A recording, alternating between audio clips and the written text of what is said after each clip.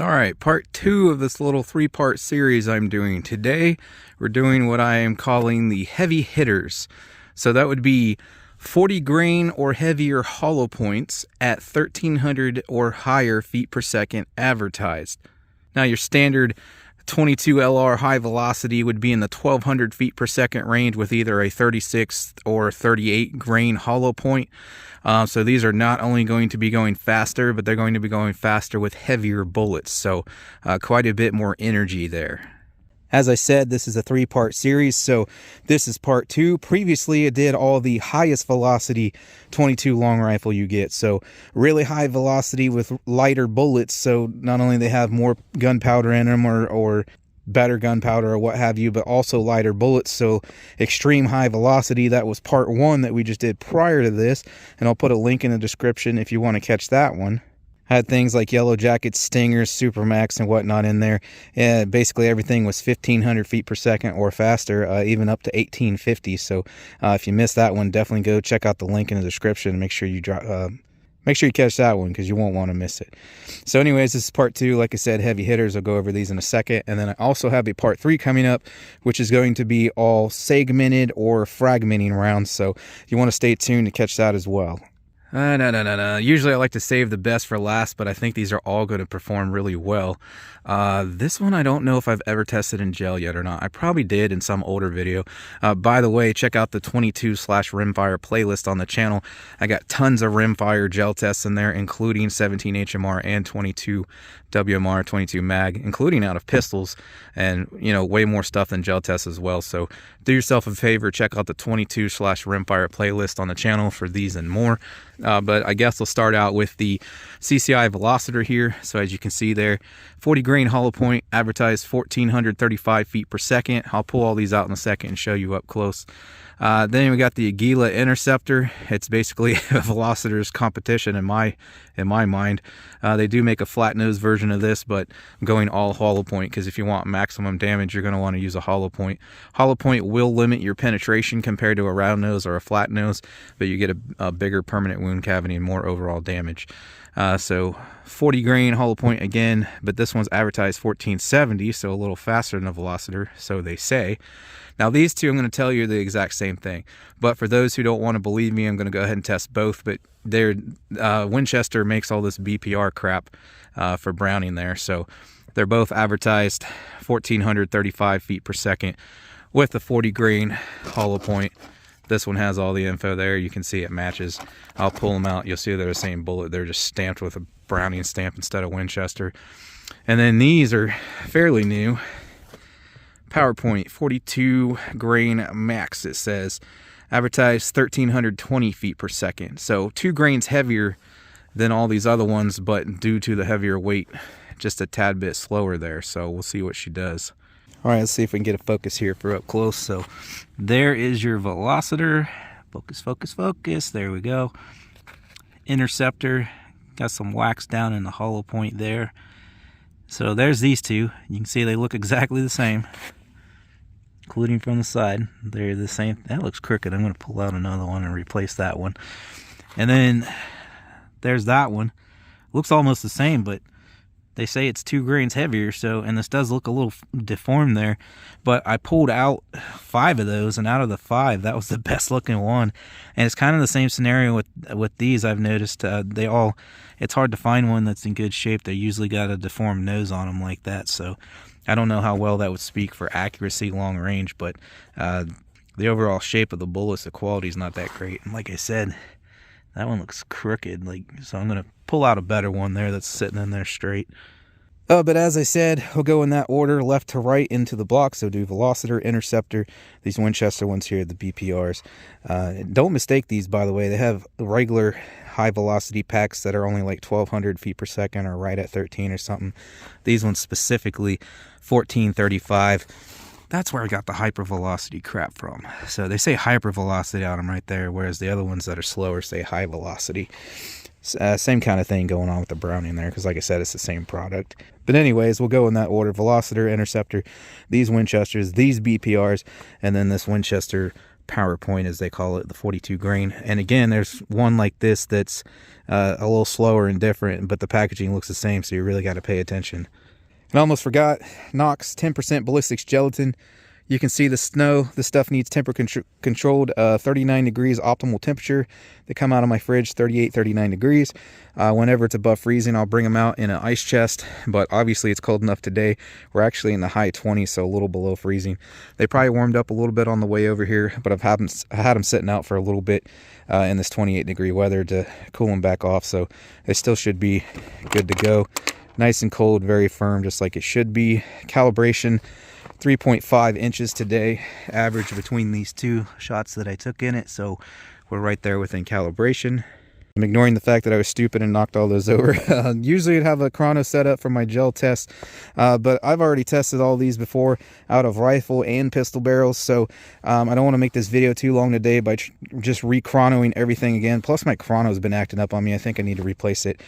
So if you want to check out the chrono numbers on these, you can just go check out some of those other videos. Like I said, check out the 22/rimfire playlist on the channel, and all those will be in there if you want the velocities off of those. Rifle I'm using today is my Ruger 1022. This is a factory stock Ruger 1022 with the 18-inch barrel. It just has this Talo Tiger exclusive fancy pantsy stock on it. If you guys want to see a review video on this, I'll put a link to the description for that as well. So I'll get my other block down there and we'll get started, and then at the end of the video, if we got good expansion and not completely mangled bullets, I'll try to get retained weight and measurements and whatnot on the overall expansion as well. So with that, let's get started. All right, here we go.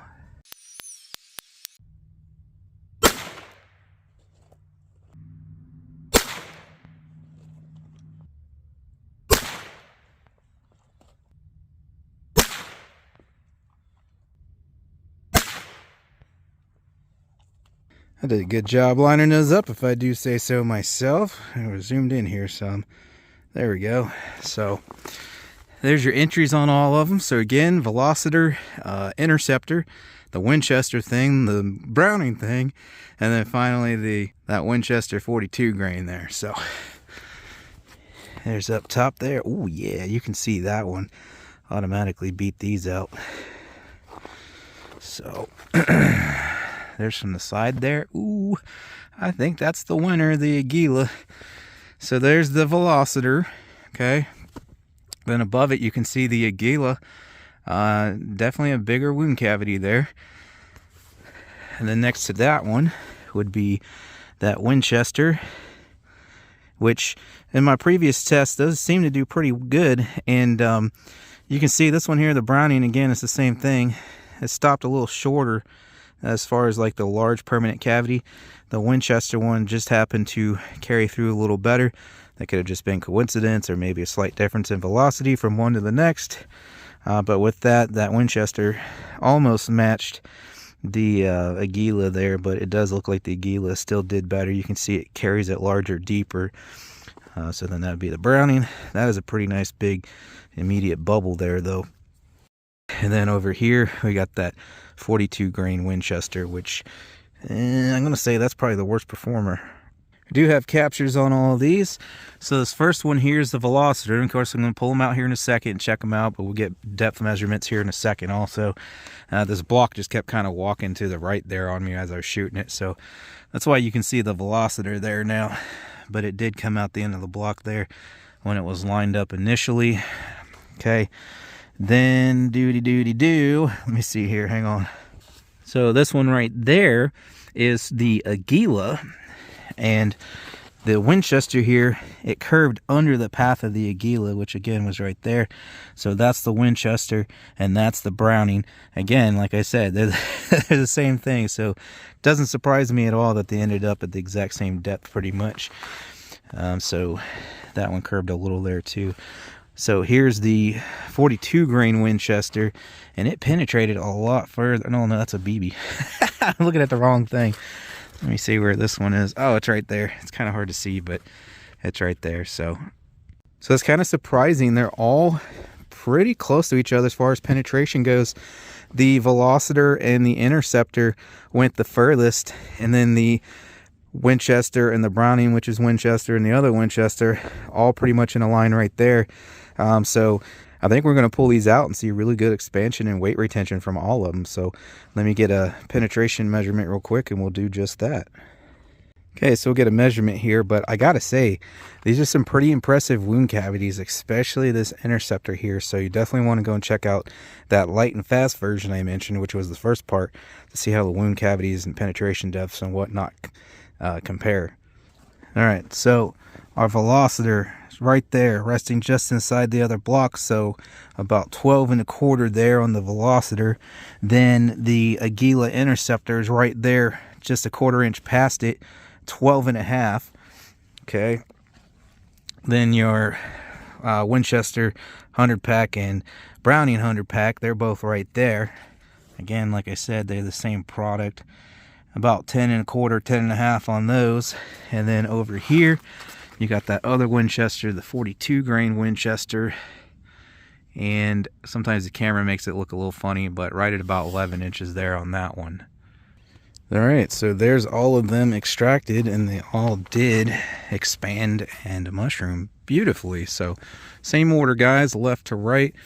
So this is your velociter, then the interceptor, then the Winchester 40 grain, then the Browning 40 grain, and then the Winchester 42 grain. Okay, let's get these flipped over here.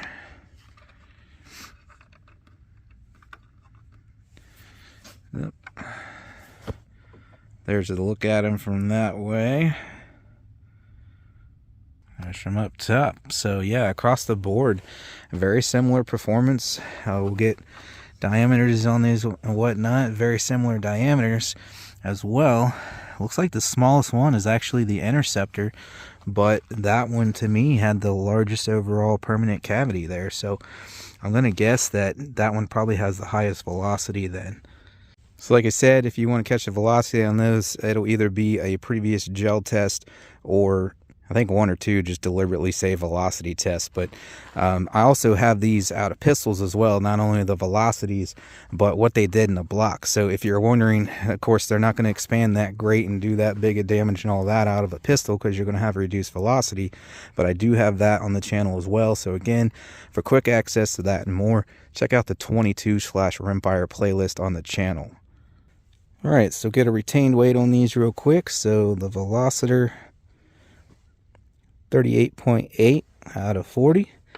The interceptor, 34.8 out of 40. And remember, this is just retained weight, because these will lose little tiny fragments of lead and whatnot as they shred through the block there. Then that Winchester 40 grain, 28.4. Oops. You know what? Actually, I do need to grab that before I lose track of it. There we go. And then the Browning version of that, 28.2 grains. And then the 42 grain Winchester, 30.9. All right, so it'd be a real pain to try to measure all 5 of these tiny bullets. So again, as you can see there, they're all extremely similar in size. It looks like the velociter, this one's a little more difficult to see because of the shadowing and whatnot. But the velociter, that Winchester there, and then the last Winchester, because it's kind of oval, looks like those 3 are tied for the largest. And then the interceptor and the Browning, looks like they're tied for the smallest. So again, as you can see, very, very close in size. So what I'm going to do is just measure one of the largest and one of the smallest here. So we'll measure the velociter and the interceptor there, and I'll give you an idea of what size all of these are. All right, so the velociter there coming in at 0.355, so basically 35 caliber. And then the interceptor there, 0.337, so 33, almost 34 caliber. So again, you're talking 34 cal, 35 cal. So like I said, they're all very close in size.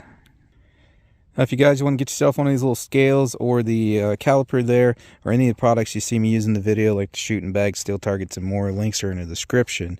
But I think I'm going to call that interceptor the winner, because not only did it appear to have the largest overall permanent cavity, but it also had the most penetration. So I'm calling the Interceptor the winner there, and like I said, it's likely due to it is advertised at a higher velocity, and I can't recall the chrono numbers from a year or two ago, but so it's likely if you go check those other videos that the velocity probably is higher on that than the velocitors, so I would guess that's probably why we're getting more damage there, even though it's slightly smaller overall diameter when it's all said and done there.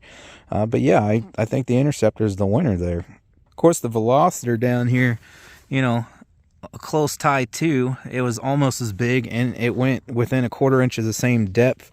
Your 40 grain Winchester and Browning, which I again declared were the same, one and the same, those performed pretty well too. Pretty decent permanent cavities there, and the penetration wasn't too bad, but it certainly didn't live up to the Velociter and the Interceptor, but they're not too bad.